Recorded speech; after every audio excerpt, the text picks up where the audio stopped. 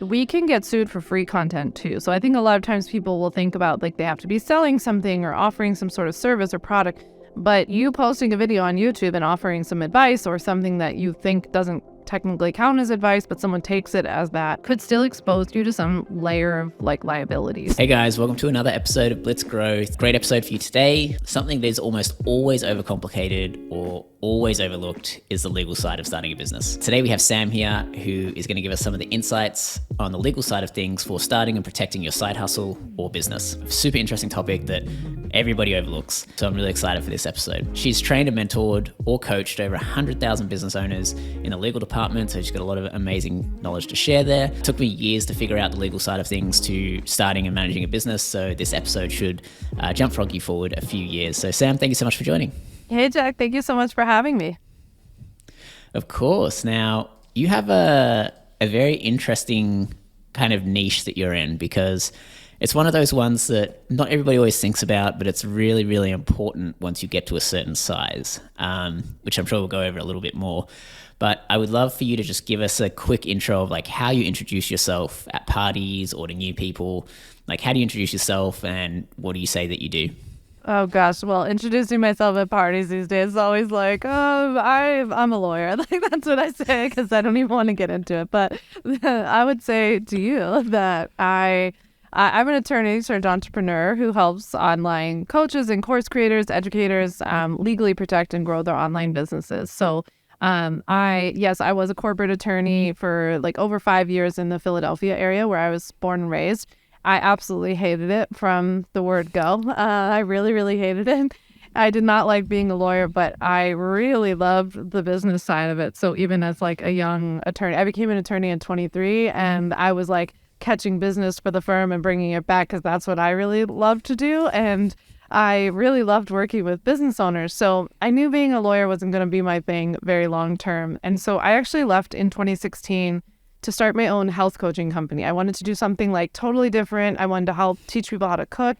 And I like fell into this online world and fell in love with this online world where I was like, people are doing really cool stuff. Like people have podcasts and YouTube channels and content creators and bloggers. And I just fell head over heels for it and was simultaneously very alarmed at what I was seeing, to be like, oh my gosh, you can't say that. They shouldn't be doing this, So I was like, maybe there's a way I can kind of merge these things, like be in the online space. And because I understand it now and I've built an email list and had a website and did all those things, but also give like kind and compassionate legal tips for people who are in this space. So ever since 2017, that's what I have done. I've helped people legally protect their online businesses. Nice. And we're going to go into kind of what you've done as well as some of the legal tips that you would have, or some of the advice that you'd give to some of these people who are starting their online business or maybe a content creator and doing a side hustle. But I know you kind of started in one thing, you pivoted to the health coaching stuff. How come you decided did you give that up completely? Was it not working? Or were you just like, hey, I'm way better at this, I should stick to that? Yeah, it was really funny because I think I needed like a divorce period from being a lawyer. I need a little bit of space, and I needed my like rebel moment where I was like, I don't want to be a lawyer. I forget this whole thing. And I just really wanted to do something different. And I think for the first time in my life, like I was somebody who thought that creativity was just limited to like artists, like people who could draw and paint, and I can't do that at all. But then I realized that I had this creative side that I was like, I love Canva. I love writing. Like I love video editing and design, all of this stuff. And I realized like I really like this, but I didn't like the subject matter. Like I had made the mistake that I think a lot of people make, that I made my passion my business.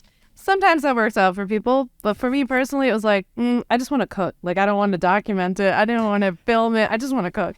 So it didn't feel right. And that's when my favorite word in the whole wide world is curiosity. And I just got very curious about what I was seeing go on. And people were asking me questions. I would go to conferences and stuff and people would be like, hey, you used to be a lawyer, right? Like, let me ask you this about LLCs. And I'd be like, no, that's not what I do. That's not what I do anymore. But then I just started listening and really like observing what was going on. Why did they not understand? Where were they looking? Why were they not getting what they were looking for? And I took that and packaged it up in a new business. I think that's great learning as well for anybody who's trying to figure out what they want to do. It's like, what are all of the people who talk to you ask you questions about? Mm-hmm. what are the answers that you're giving people? Is it aligned with what you're making content about? Yeah, totally. So yeah, it's super interesting. Okay, awesome. And then when it came to moving online and sort of starting the online courses and trainings and PDFs and all that sort of stuff, at what point did you kind of just have it as a hobby? And then at what point did you start actually generating some revenue from it and feel like, hey, this is actually a legitimate business that I could pursue? Yeah, so with the legal business, I generated revenue in my first month. I actually have the original Post-it note still in my desk. My revenue goal for July of 2017 was $2,000, and I went $2,400 over it, and I could not believe it. And I was keeping like a little like scratch pad of like $400 over, $800 over, and I thought I was like the richest human alive. I couldn't believe it because I was just like, the fact that I like put something on my website and people bought it, that was crazy. So I would say that it was at least taking off early on. I often tell the story. My main product now is called the Ultimate Bundle, and I often tell the story that like when I started the Ultimate Bundle, I would sell like one or two of the Ultimate Bundle a month. It's $2,000 a piece. And I thought, again, like, I've made it. I can call it a day, like retire. Yeah, it's all I need. And then at one point I remember I hit like 5 on average, and I was like, this is just crazy, right? And so now, like, we just finished a promo that in like a week we sold hundreds of it. And so now this one product has generated many, many, many millions of dollars in just a couple of years. And I'm just shocked. And like, that was not my intention. But I think a lot of hard work and dedication over time, I really took this like slow and steady approach, and it has worked over time. Yeah, I think that's the other thing. Like, you actually hit revenue very, very early in comparison to a lot of the people that we interview. Mm-hmm. But yeah, I think the one thing is, consistency too. You've got to do it day in, day out. But no, that's super interesting that you were able to turn it around so quickly. And then in terms of your Ultimate Bundle, so for everybody listening, it's essentially a pack that is to give you everything you need on the legal side for starting and protecting your business. There's a lot of stuff in there.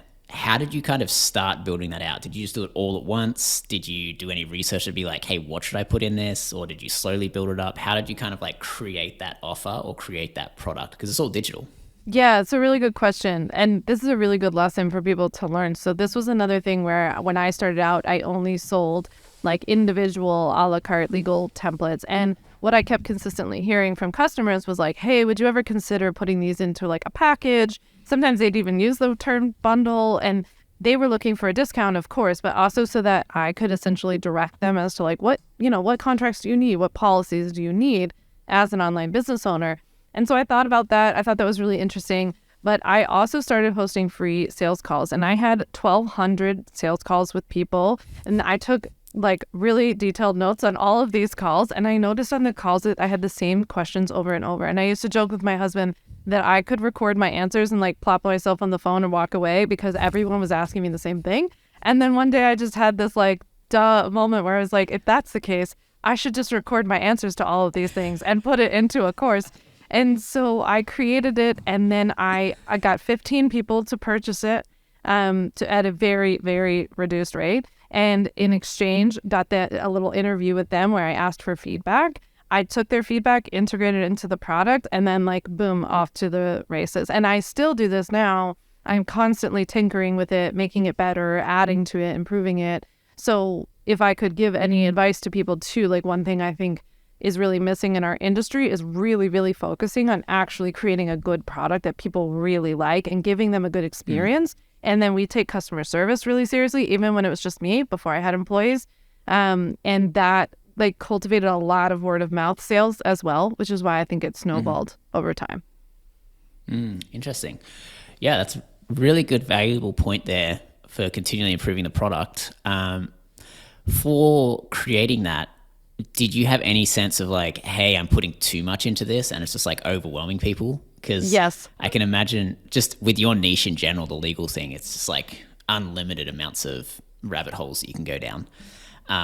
But was there a balance between providing too much video and written content and templates versus just the right amount of stuff or just the most popular stuff? How did you find that balance? Yeah, totally. So this is a combo legal tip and marketing tip because I think that you have to balance like what people want from you with what they really need. And sometimes in the what they need department, that's where people will go too far. And like we as the experts are like, but they need all of this other stuff. And that's where we really can go down so many rabbit holes, and we end up overwhelming people.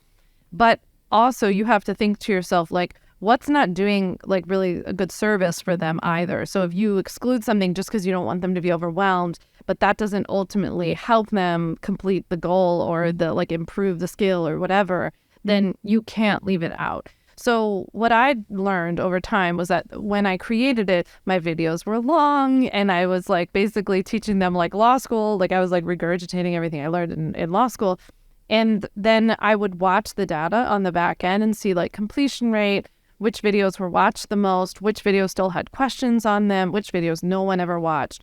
And I collapsed and combined and condensed a lot of the videos, and I also just made them super short. So I went in and tried to stick to like 2 to 6 minutes, 2 to 8 minutes, something like this.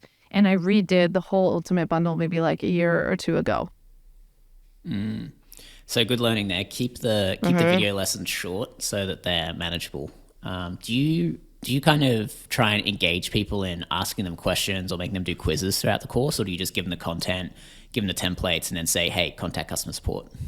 Yeah, it's a little bit of both. So I do encourage them to ask questions and to engage, because it's over time, it's been really cool. Like we have thousands of people in the bundle now. So it's been really cool that like when they post questions, it turns out it's like school. It's like other people had that question too, but they didn't even know to ask it. So I really do encourage people, like we use Kajabi for the actual course itself, so people can comment under my videos or under the templates, but then they also have access to a community. So I try to encourage that. I'm somebody who takes it really seriously too, to like think about like customer lifetime value, that if they're bought in more to the product, they're going to complete their payment plan for one. And two is if I have some other kind of product, they're going to be more dedicated and want to do that. And we see a lot of repeat customers. Interesting. And then how are all the different ways that you've been able to monetize this? When you say repeat customers, because they're buying this bundle, do you only do like a one-time sale, or is there other stuff that they purchase, or do you subscription? What's kind of like all the ways that you've been able to monetize this digital content that you've created? Yeah, so there's a one-time payment for the Ultimate Bundle, but then when they purchase the Ultimate Bundle, I do have order bumps, and that generates several hundreds of thousands of dollars a year just in the order bump alone, which is really interesting because it's like a $99 product. Yeah, so that was like an easy ad that I would definitely recommend to people. The key with an order bump is just making it super like a no-brainer, making it a high-value product for $99, maybe $199 or something like this, and it's just super easy to add on at checkout, and it ends up generating a lot. So we have that. I also will hold like kind of pop-up events for them throughout the year, where I always give my Ultimate Bundle members a break, so they'll get to pay a little bit less than what the public would get to, but there's still an opportunity for additional revenue. So I have that. And then we also created a new program where I have additional legal templates available, for example, that aren't included in the Ultimate Bundle, but Ultimate Bundle members can get an Ultimate Bundle member only price on them. So that has generated additional revenue. And then we created an affiliate program for them so that they spread the word about it as well. So that's been really helpful into just like growing their product even more. Nice. That's great. So you haven't gotten into subscription yet, like monthly? Not yet. No, I know. Okay. It's tricky with lawyers because you're kind of walking this fine line of not giving legal advice and like not allowing people to think I'm their lawyer. So that's where it's always like balanced. It's kind of included in the price of the Ultimate Bundle. I've thought about in the future charging an additional rate for people who wanted to have access to that level of service. So it's something that we would consider, because I feel pretty comfortable with like the cost of the product, but that's something that I could do. Interesting. Okay. So that's great. So you've got, the order bumps going, you've got the courses, you've got templates, you've got so many different types of digital content. I think, you're doing this in the legal space, but this can be done in any niche, any vertical, any interest really. But totally. Yeah, there's some great learnings in there. And then over to the legal side a little bit of where you specialize in.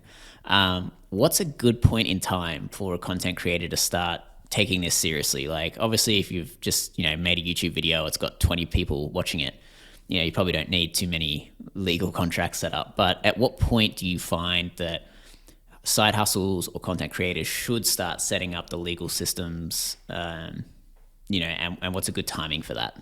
Yeah, that's a really good question. So I think something that's important for everybody to know is that at least in America, and this is pretty true elsewhere as well, but we can get sued for free content too. So I think a lot of times people will think about like they have to be selling something or offering some sort of service or product, but you posting a video on YouTube and offering some advice or something that you think doesn't technically count as advice, but someone takes it as that, could still expose you to some layer of like liability. So if it were me and I was just starting like a YouTube channel or a podcast, like just some content channel where I'm not selling anything yet or not offering any services, I would at least get my business registered, because I would register an LLC, because then I personally would be, I'd have some personal liability protection from the content that I'm putting out there.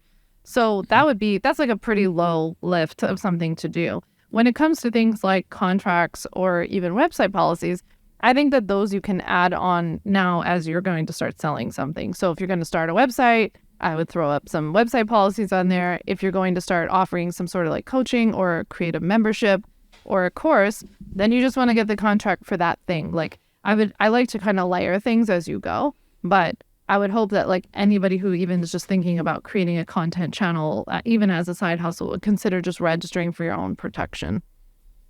Yeah, an LLC isn't that much. It's only a few $100s, isn't it?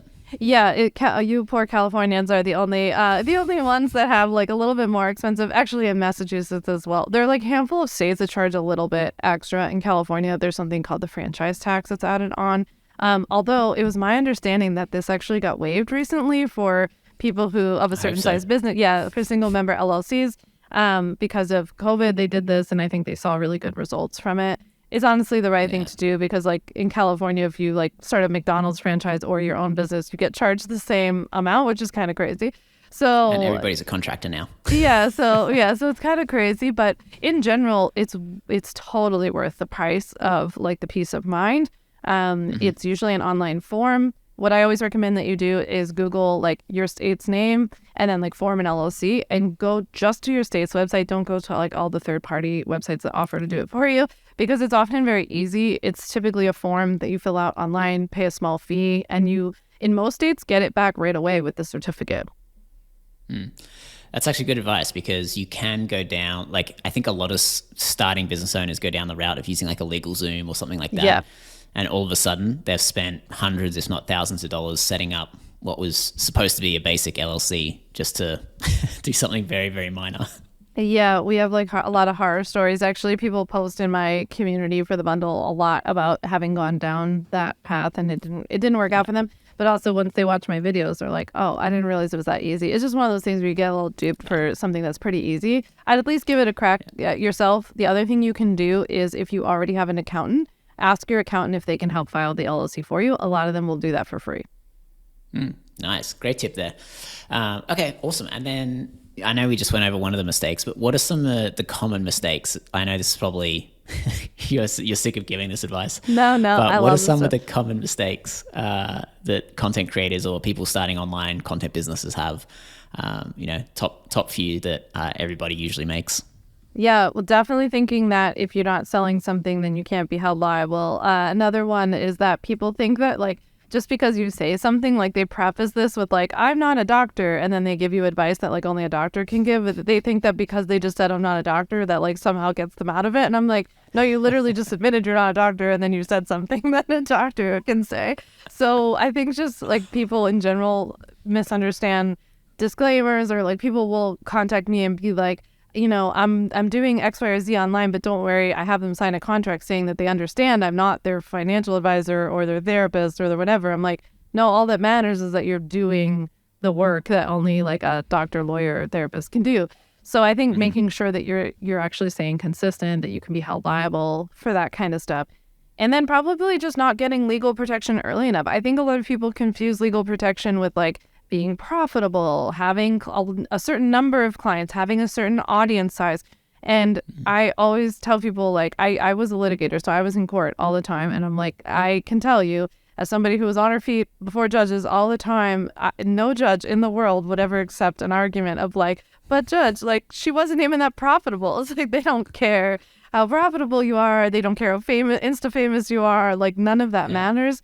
It's just about whether you were doing it. So I think letting a lot of the myths go about timing would be pretty important. Yeah, and I know in California there's kind of three breakdowns. There's like you file your taxes under your social security number, you do an LLC, or you do an S Corp. Do you have advice into like who should go into which one? Yeah, so becoming an S corp is a taxation status. So like you form an LLC, and then in America, when you form an LLC, by default, you're taxed as an individual. So you're still just reporting your business's profits on your individual tax return, your 1040. If you elect to do otherwise, if you elect to become an S corp instead, what you're doing is you're, in your example, like saying to the state of California and to the IRS as well on the federal level that you still are an LLC, but that you want to be taxed as an S corp. In America, what that does is that it saves the business owner the expense of paying self-employment taxes on the whole of the business's profits. So it's about a 16% effective tax rate. So it's a lot of money if you have a lot of business profits. And when you become an S corp, you only have to pay self-employment taxes on what you're paying yourself, or if you have employees, what you're paying your employees. So it saves you a lot of money. So that's something that you would go down that path once you have a significant amount of profit. People are always looking for like a hard and fast number. It's kind of hard to tell because like you could not make a lot of revenue, but if you're super profitable, it could still be helpful for you to become an S corp, Yeah. So like it kind of depends. But if you have profit left over, like you are paying a lot in self-employment taxes. So that's something to consider. With an LLC, I personally would get that earlier. I don't really see the downside to it. You can capture all your business expenses. If you have income elsewhere, if you have like another job or you're married or have a partner and you file jointly, then you can reduce your taxable income as a couple or from your other job. So like that's super helpful. So there are a lot of benefits to that. So I would consider the LLC path early. And for me, the only time I would ever consider being a sole proprietorship and just like being an individual filing individual taxes is if you're not doing anything at all. If you're not posting any content, you have nothing to say, then don't. Then you just keep being you, then that's fine. Nice. No, I love breaking that down because that is a question that always comes up. It's like, which one of the three should I do? Yeah. And I'm sure you're very used to answering it. Yeah. Yeah. I understand why people are confused. It's confusing. Yeah. Yeah. I think the other problem is that when you're trying to like Google this information, it is overcomplicated. That's what I was saying in the intro. It's like, learning this stuff by yourself is really tough and it is overcomplicated. So that's why having stuff like what you do to simplify it or cut through all the noise, super valuable because you save a lot of time. Yeah. And like we were talking about at the beginning, like when people are trying to figure out what you want to do and like what you want your business to be about or your content to be about, like yes to about like what everybody asks you, but also to like what's your superpower. And I'm not somebody who tends to think very highly of myself, but I do know that my one superpower in this world is taking very complicated information and just giving it to it like very plainly and like making it really digestible for people. And so it was also strategic in that way to be like, yeah, I am kind of good at that. Like that is like my knack of like something that I can do very naturally. It doesn't take a lot of effort for me. So I'd also encourage people to think of like what's something people are constantly looking to for, but is that also because maybe of like a little superpower that you have that like you explain things really well or you have a different way of explaining things? Because I think that's what you can lean into to differentiate yourself in the market. Yeah, I think understanding what your superpower is super important. That's a great way to put it. Yeah. Like, case in point, you making something complex simple. Yeah. See? Yeah. Okay, great. And then coming back to a few questions that will help people who are also, got courses or bundle packs or templates, that sort of thing. How did you decide or how did you determine what your pricing is? Because it's really hard to understand what you should charge for something because there's no kind of, like a physical product, you have, your cost to do it and then you have an average profit that you usually put on top. Whereas with content, it's kind of not really that simple. So how did you decide to put the pricing where you did? Did it take some time to figure out or what were some tips on setting a price for your templates? Access to membership areas or courses? Yeah, that's a good question. I can send you, I have like a whole podcast episode breaking down like my strategy and approach to pricing digital products. But I, in general, like started out with a lot of research of like looking at, did anything else out there exist, which it didn't exist. And I don't want people either to, I think a common mistake in pricing is that people look at competitor stuff and then they just like price it a little bit different, usually a little bit less. To try to like undercut it. And I don't tend to think that strategy works very well.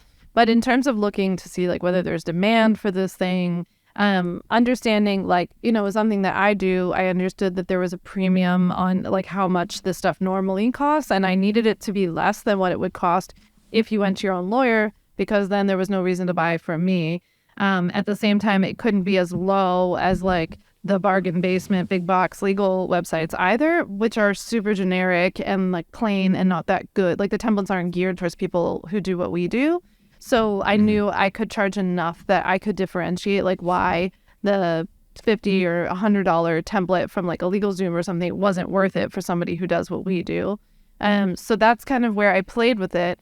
I tended to go too low because I thought everything was going to be too high. Like, oh, it's too expensive. It's too expensive. So one thing I like about that strategy is like start out with something that almost meets in the middle of like, it doesn't sound too high, but you're not undercutting yourself either.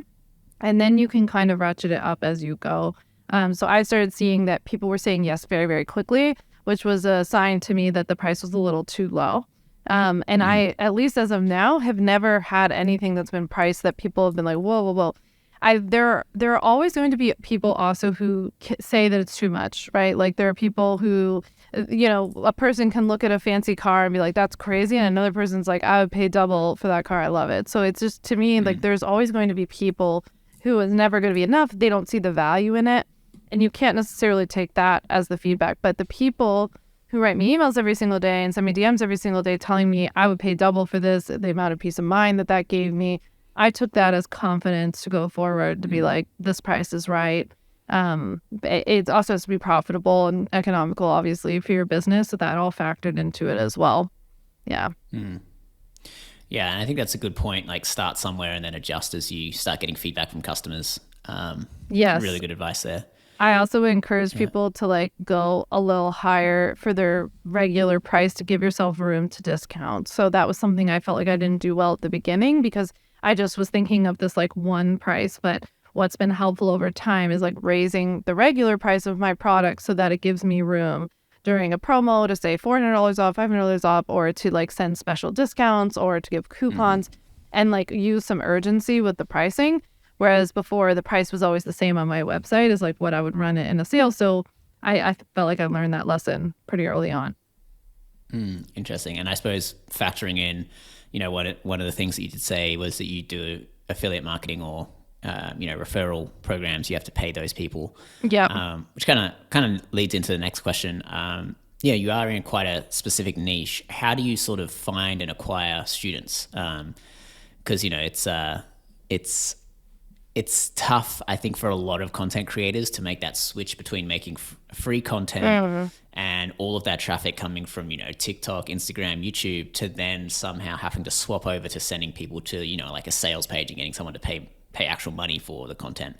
So how do you usually acquire your students, or how do your students find you? Yeah, so I'm obsessed with like evergreen content funnels, essentially. I think what I've built out. I decided pretty early on to like flip the conventional wisdom upside down, and I wanted to build the business really heavily off of like SEO. So like I took SEO optimized blog posts really seriously. I was posting on YouTube, and I took my website itself really seriously. And then I used that to funnel people into getting people onto my email list, and use social really more to nurture and create a connection and find new leads. But the new leads were always going back up to like, it was to send them to my website, to capture them somewhere there, send them to my email list, and then email them every single week and really keep them in this like content ecosystem of sorts and not always depending on being found on social.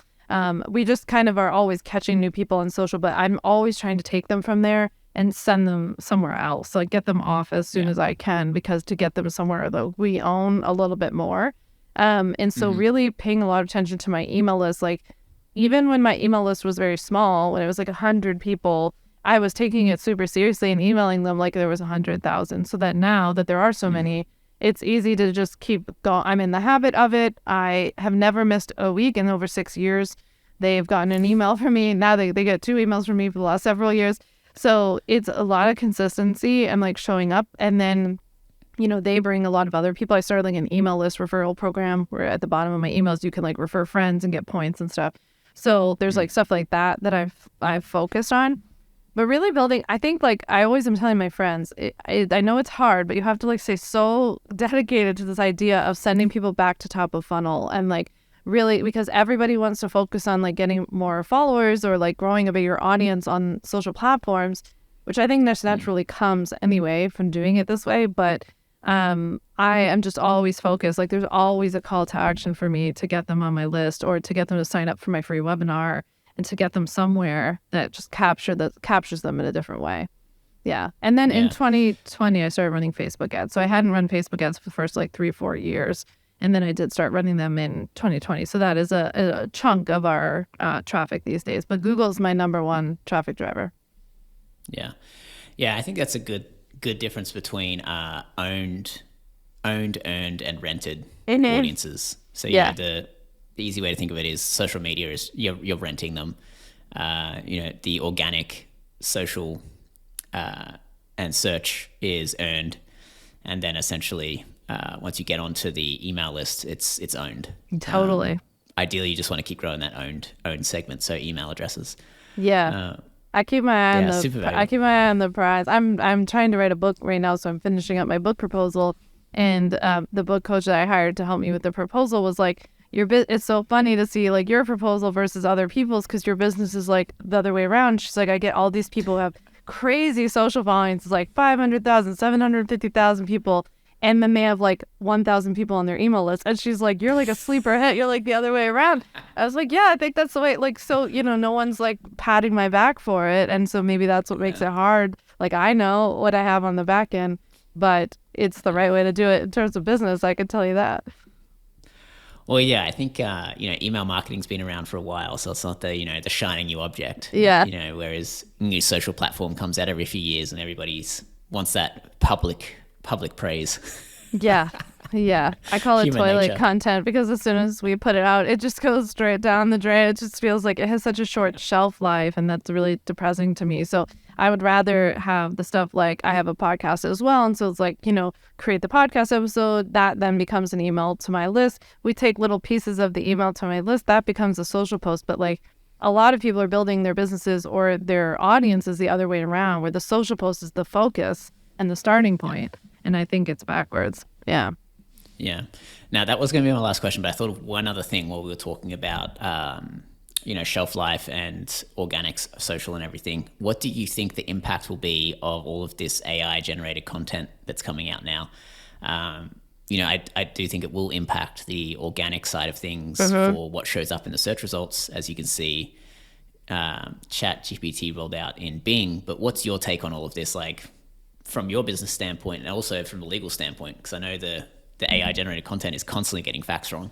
Yeah, I know. Well, so the lawyer part of me, it's like half of me, that is very worried about like, I'm like, where are they getting this content from? Like, is this just pulling from a bunch of people's websites and like almost like high school level, like regurgitating plagiarism, like just changing a couple of words, And so that's really concerning. I've also played around with it just to see. I'm like, I wonder what this thing spits out. And I mean, it spits out stuff that I'm like, I wouldn't read this. This is terrible. I don't think it sounds good. As somebody too, who I feel like has built my business, like gushing my heart out of like what it's been like to actually build this business. And like, I had brain surgery after I started my business. I lost my dad last year, like, and I was his caregiver. And it's like, I've like written about this stuff all in the name of like legally protecting your online business. And I'm just like, that's what I get the most response about. That's where people say that they feel them, like they see and feel themselves in parts of my story. And so part of me is like, that seems like a very short-term strategy just to like, if what you're thinking is you can use AI to like pump out a lot of content, I don't think you're going to build the genuine level of relationships with customers or with an audience that you would need to do well over time and to last the test of time. I think for me to be here 6 years later, given all I've gone through and the business is like just has exploded every year, I think there's a reason for that. But yeah, I am a little nervous about all the legal issues that are going to come from it. It's going to be interesting. And they're saying that they might penalize that kind of content, in Google if you're using that to like create blog posts and stuff. So like, I'm just like, man, I'm keeping my head down and just going to keep writing and do what we got to do to satisfy Google gods. And that's it. Yeah. Yeah. No, it is interesting. I'm asking everybody these questions at the moment, just So so I want to see what everybody's opinion is on it. But yeah, thank you so much, Sam. Really appreciate you coming on the show. Let us know where we can find out more about you, your bundles, what you're working on. Like, let us know how we can follow up if we're interested in learning more. Yeah, that'd be great. So you can visit me on my website, samvanderwielen.com. Obviously, you like listening to podcasts, you can pop over and listen to my podcast On Your Terms, wherever you catch your podcast. I post every Monday and Thursday, both legal tips and behind-the-scenes marketing advice for running a multi-seven-figure business based on one digital product. And I also am on Instagram at Sam Vander Wielen. If you need any downloadable contracts or website policies, they're all on my shop page on my site. And then the Ultimate Bundle, we'll make sure that Jack has a link to share with you guys for $400 off. So you can go check that out. Awesome. That's so nice that you have all of that set up as well to, yes, have the promotions, everything. So everybody listening, set up your affiliate or referral programs. It's very, very valuable, especially once you get to scale like you have, Sam. So yes, really appreciate everything. Thank you so much for coming on. And yeah, I'll make sure all those links are in the show notes. Everybody who's listening, thank you so much. Make sure to give us some feedback of the episodes that you love and also what to keep working on, keeping us busy. Thank you so much, Sam. Have a good one. Thanks for having me. Hey guys, we put a bunch of effort into making great content for this YouTube channel, so please hit subscribe, leave us a comment, hit like, and tell a few friends about it.